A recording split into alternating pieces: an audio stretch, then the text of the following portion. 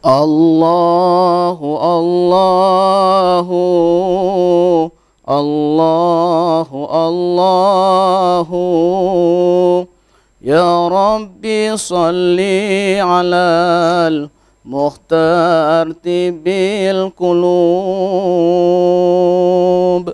Allahu Allahu Allahu Allahu Ya Rabbi salli alal mukhtar tibil qulub.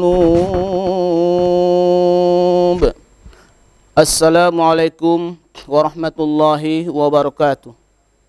Alhamdulillahi rabbil alamin wa bihi nasta'inu ala umuri dunya waddin wa ala alihi wa sahbihi ajma'in. Pemirsa TPRI Jambi, TPRI punya kita yang dirahmati Allah.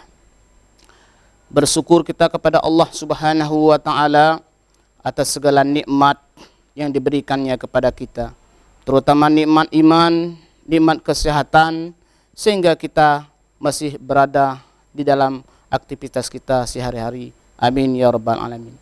Salawat dan salam tak lupa kita sampaikan kepada junjungan kita Nabi besar Muhammad sallallahu alaihi wasallam. Allahumma salli ala Sayyidina Muhammad wa ala ali Sayyidina Muhammad. Pemirsa TPRI Jambi yang dirahmati Allah, adapun judul ceramah kita pada kesempatan sore yang berbahagia ini adalah mengendalikan lidah dari berkata dusta dan fitnah. Imam At-Tabari di dalam tafsirnya menceritakan tentang kisah Luqmanul Hakim. Luqmanul Hakim adalah salah seorang dari laki-laki yang istimewa yang namanya diabadikan Allah di dalam Al-Quran, yaitulah pada surah Luqman. Surah Luqman ini menepati surah ke-31 daripada Al-Quranul Karim. Pada suatu hari Luqmanul Hakim didatangkan oleh majikannya seraya membawa seekor kambing dan meminta kepada Luqmanul Hakim untuk menyembelih kambing tersebut. Kemudian dia berkata, "Ya Luqman, tolong kau sembelihkan kambingku ini. Nanti setelah selesai, tolong kau antar kembali ke rumahku. Tapi aku minta kepadamu ya Luqman, kau cari daging yang terbaik dari kambingku ini." Lantas Luqmanul Hakim melaksanakan perintah majikannya. Setelah selesai, Luqmanul Hakim bergegas kembali ke rumah majikannya untuk mengantarkan kambing tersebut.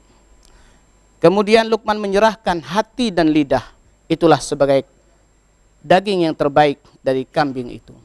Pemirsa TPRI Jambi yang dirahmati Allah. Kemudian keesokan harinya datang lagi majikannya untuk membawa seekor kambing dan meminta kepada Luqmanul Hakim untuk menyembelih kambing tersebut. Namun kali ini majikannya meminta Luqman untuk mencari daging yang terburuk dari kambing itu. Kemudian seperti biasanya Luqman melaksanakan perintah majikannya. Setelah selesai, datanglah Luqman menyerahkan kambing tersebut.